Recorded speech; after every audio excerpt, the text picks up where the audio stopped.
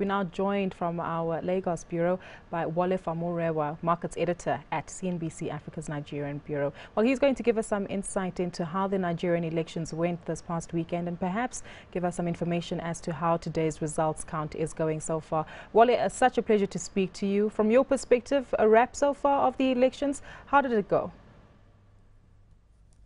Well, I think many people Google will say that they went as good as you can expect, especially given the build-up to the elections. There was a lot of concern about sporadic violence, and we did see a little bit of that. But of course, given the impact that Boko Haram has had in the northeast, one would say that what we saw on Saturday was relatively good. We did have hear of reports of about 40 people, depending on who you ask, were killed by Boko Haram during the elections. But however, there is a sense that the military offensive of the government just before the elections may have had an impact because we have seen a lot more killings in the past. So many people would say that yes, relatively peaceful elections. In fact, when you ask the U.S. ambassador to Nigeria, he also commended Nigerians for conducting themselves peacefully, and we did see those elections come and go, not without challenges, of course, especially with the electronic voters' cards that were introduced this time around.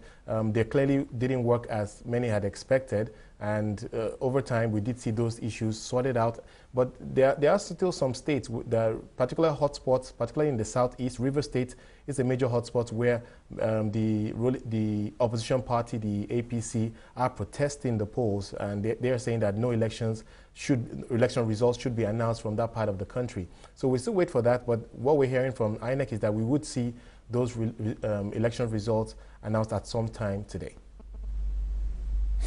Well, I mean, I'm not a political animal, but there's something quite exciting about such a close-run election. Goodluck Jonathan being challenged by his rival. It's the biggest economy in Africa, and it's a momentous event. I mean, no matter what happens, whether the existing regime stays or whether the new one comes in. And I'm just looking at the way that the international press is covering this, and I see three headlines. Number one, counting underway, first results expected on Tuesday. The other one says, forget the candidates, democracy was the real winner. Another one says, technical problems mar Nigerian elections. So all sorts of different things. From your perspective, having a look at the international coverage of it, what would you say? Are you proud as a Nigerian to see what's going on, or are you sort of slightly worried about the image that has been projected? Well, in relative terms, I would say that these elections, many would argue that they're perhaps one of the best we've seen, at least so far. The big test will be after the elections and the reaction of the supporters of the ruling PDP and, of course, the main opposition APC. As you know, just before these elections, most polls would tell you that it was too close to call, and it would be tough to see. It's really tough to predict who will win the elections. And so far, what we're hearing is that counting of votes has been completed in about 5 states, and at some point during the day, we should hear the final results. But looking at it relatively, I would say that this is certainly one of the most peaceful, one of the most credible elections that I have seen in this country. Wole, you do mention that counting will take place and the numbers will be finalized between today or tomorrow. I understand that the Jonathan camp versus the Buhari camp, nobody really wants to be a loser here.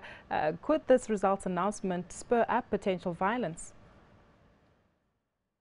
Yes, I think that is the big worry. We've gone past the elections, and what happens next is what many people are beginning to speculate about. In 2011, when we did see Goodluck Jonathan win the elections, he was also running against the main opposition party.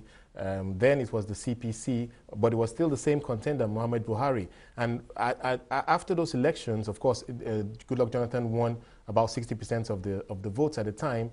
There was sporadic violence relating to protests of the results in the north, and as many as, depending on who you ask, about 1,000 people were killed. So I think that is the bigger worry right now. We've gone past the elections.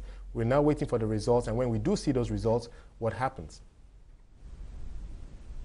Well, a very final question from me. A nice, easy question for you. Firstly, did you vote? And number two, who did you vote for?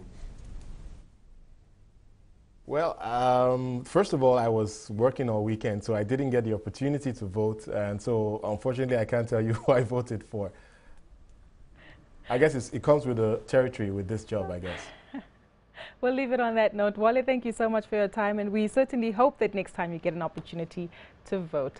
But that's where we leave it. Wole Famurewa, they're joining us from our Lagos bureau.